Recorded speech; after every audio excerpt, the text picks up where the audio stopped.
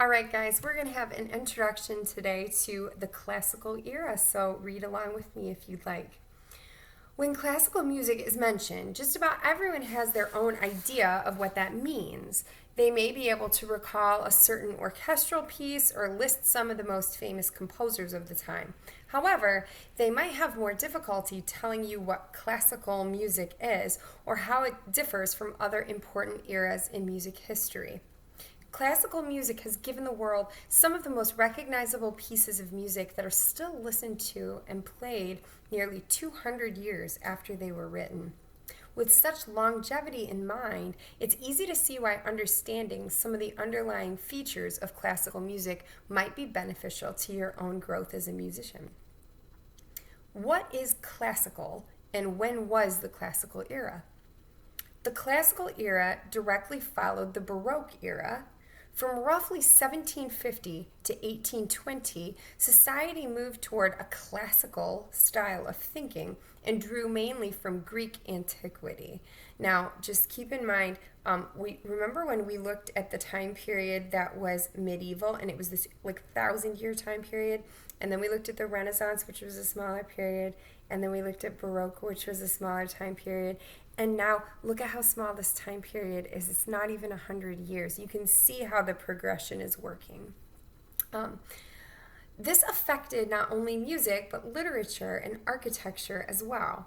In contrast to the inclusion movement of the previous Baroque era, society was more interested in creating order, hierarchy, and simplicity to reflect their view of the world. This led to a drastically different style of music that we now refer to as classical music. Here are some characteristics of classical music. Because of the sudden shift in ideals, classical music is easy to distinguish when compared to other forms of music. Keep an ear out for these determining features of classical music. Number one, simplicity. When we say classical music is simple, that doesn't necessarily mean it's easy to play. Baroque music was criticized at the time for using too many different composition techniques, which made it seem dissonant and incredibly difficult to play. Classical composers streamlined their work to give it continuity and harmony. So, much simpler. This was a backlash against how fancy that Baroque music was. The next one is homophony. One of the main ways to simplify musical pieces was to make them homophonic, meaning one major part was supported by one or more smaller strands. This created a much more pleasing soundscape for listeners as opposed to the polyphony that was prevalent in previous musical forms. And you heard that, especially in the music of Bach, where there were like all these different things going on all at once. It was really confusing and kind of difficult to listen to. Classical music is not that way. Another determining feature is order. Composers created pieces of music that reflected the order and structure that they saw in the world. Each piece was very clearly defined and tended to be shorter. This made it easier to include a wider variety of keys, melodies, and dynamics, such as crescendos, meaning playing louder, diminuendo, playing softer, and sforzando, playing with a very loud, surprising emphasis. Those were new features in the classical period. If you have done any, singing or playing in band or taking piano lessons, I'm sure you have seen crescendos and diminuendos written in the music. So it's interesting to note that this is the first time that they were appearing in music during the classical period. Another defining feature were larger orchestras. Though the harpsichord fell out of popular use, Bach probably just played it to death and everybody got sick of it, the orchestra itself grew in both size and range. The piano was utilized much more prevalently, and the woodwinds became their own section. And especially when it came to piano, because I believe it was invented in the very early 1700s, that would have made it brand new in the Baroque period. And so now, though, it's becoming much more popular in the classical period. Instrumental music. Classical music was almost entirely without any lyrics or vocalizations.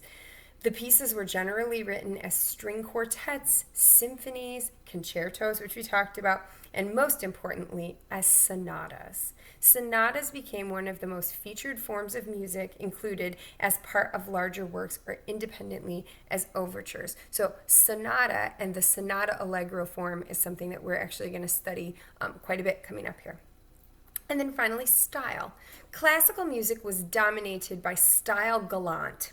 This emphasized lighter music that was considered more elegant than those of the heavy, complex Baroque period. It also featured one soloist with accompaniment rather than several competing musicians within a piece. Okay, and let's talk about some famous classical composers. And I am sure a couple of these names are going to stand out to you, and you're going to know who they are already. The first one is Franz Joseph Haydn, one of the first composers to solidly create what we consider classical music.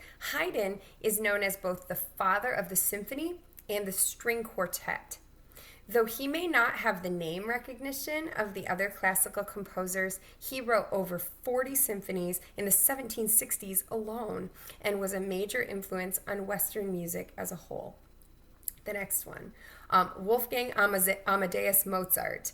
An undoubted musical genius, Mozart's greatest ambition was to bring music to the people. Many composers worked directly for the courts, but Mozart strove to write operas and perform in front of large public audiences at the international level. Mozart drew inspiration from Haydn, but also added a greater range of instruments, dramatic effect, and melodic resonance to his work. We'll be talking quite a bit about Mozart in the upcoming few days here. And then finally, Ludwig van Beethoven. Perhaps the most famous of all classical composers, Beethoven has one of the largest libraries of work despite losing his hearing in the middle of his career. Beethoven was a master of classical instruments, especially the piano. His works grew in complexity as his career extended into the new Romantic era. So he was toward the end of this classical period and bridging into the next time period. And then other notable composers from the time include Christoph Willibald Gluck, C.P.E. Bach, that was a son of the Bach that we already studied, Johann Nepomuk Hummel, and Franz Schubert, who is a favorite of mine as well. Classical music was a microcosm, or like a small representation of the world at the time. It reflected a large shift in how people viewed the world, and for that reason, it resonated deeply with them. Its simplicity in form made it easier to create and perform for the first time.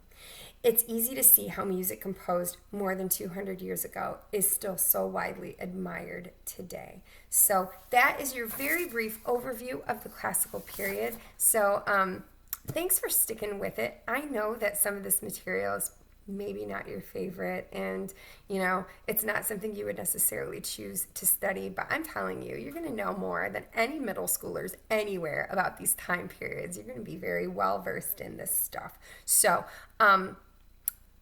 as much as I hope to not see you on Friday, because that means that maybe we had a snow day and maybe you didn't have to do a third hour class, I'm kind of planning on it. I always just kind of think to myself, if I think about it too hard and if I want it too hard, it's not going to happen. So it's not going to happen. We're just going to say it's not going to happen.